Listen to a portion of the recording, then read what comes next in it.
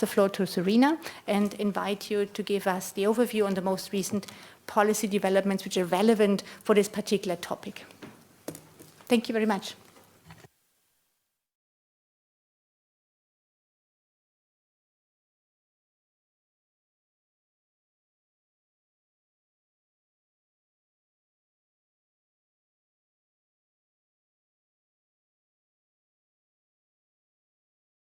Thank you very much, Annette, for the introduction, and good afternoon, everyone.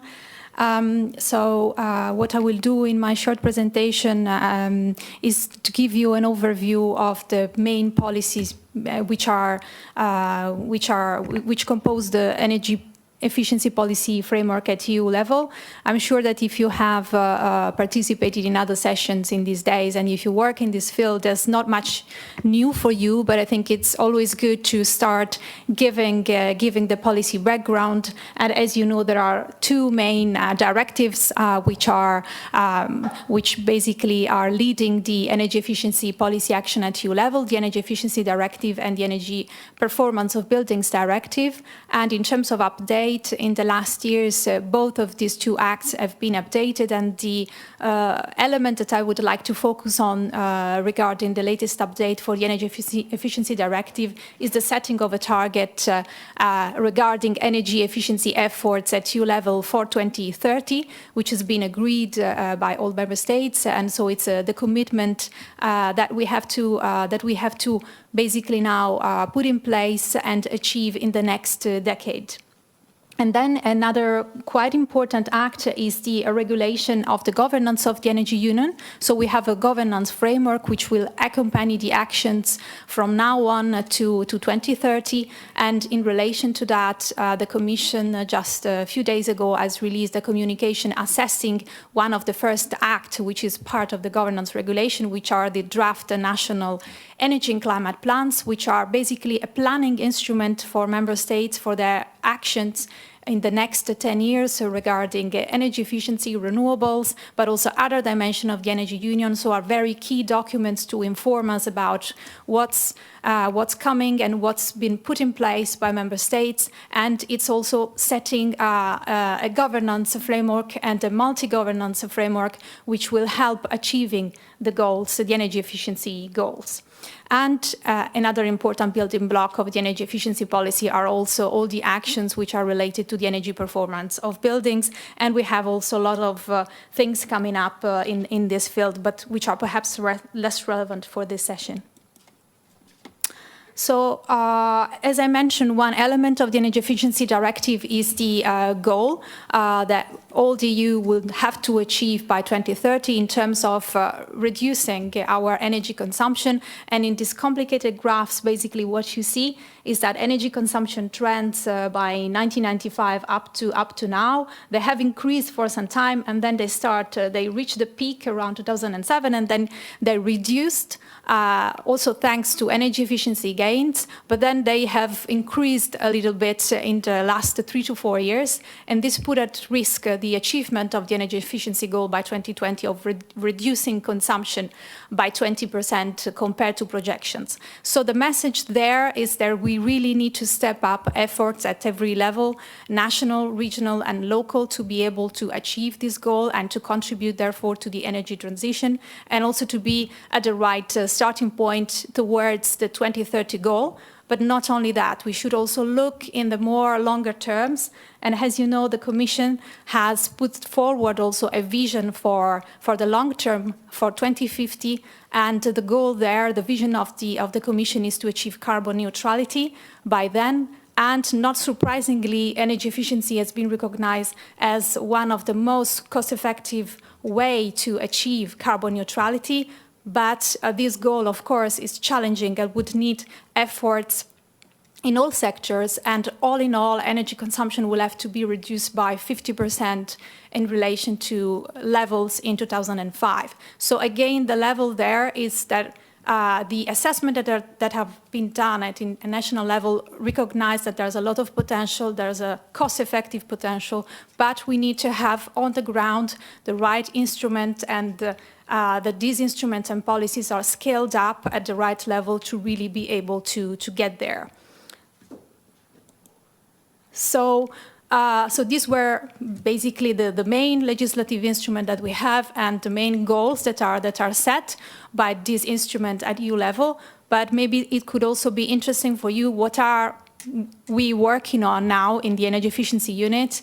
What are we doing? What we'll be doing in the next year to make this possible, and how also the project and the work of the research institute, academia, and all stakeholders and businesses on the ground can help to get there, also thanks to the funding that are made available through Horizon 2020.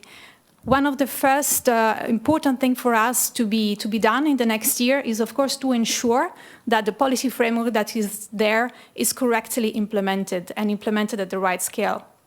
And on that, I think the link is made very quickly to the importance of the public authorities, but also to the local, regional authorities and cities.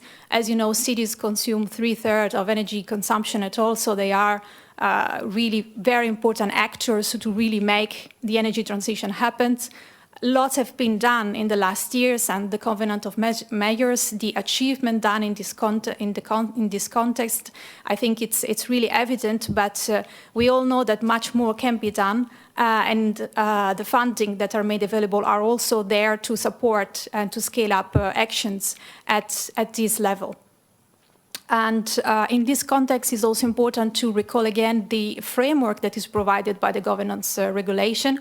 Already for the preparation of the national climate and energy plans, it was foreseen that the national government would have to consult with stakeholders, with the regional, with the local level. And this has happened to some extent, but will have to intensify again in the next 6 months until when the member states will finalize their plans. And then all that has to be basically implemented in the coming 10 years and possibly reviewed in 3 to 4 years.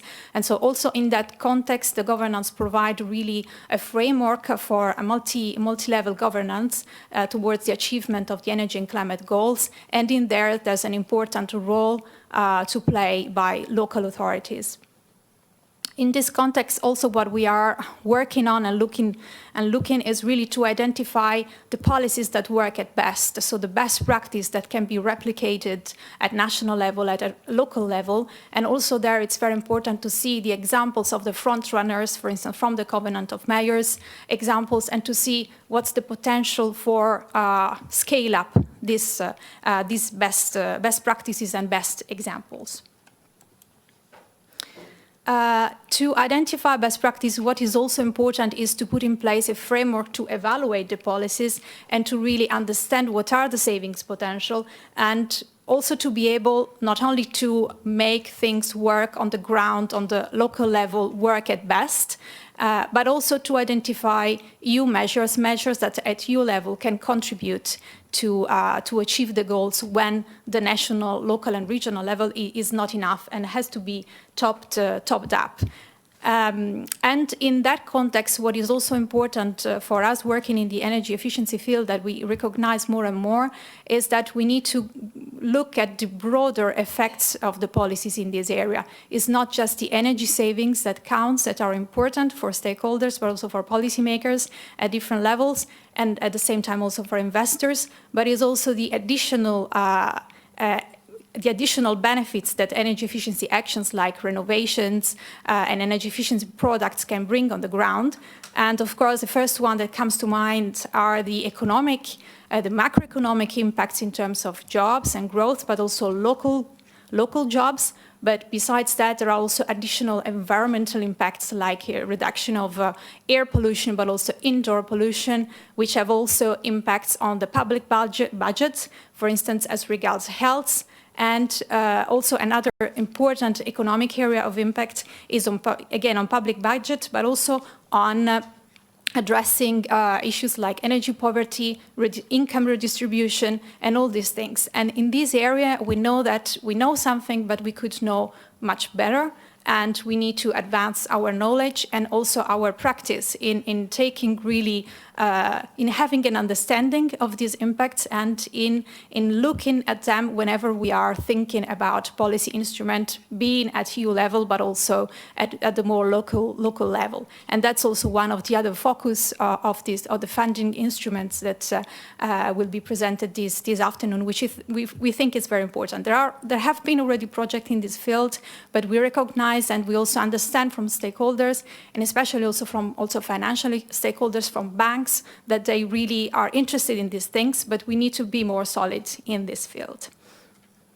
And I think that's basically all what I wanted to say, and I think I hope this information are useful to provide you at least a little bit of policy background, and I wish you all a lot of success with your proposals and your projects. Thank you.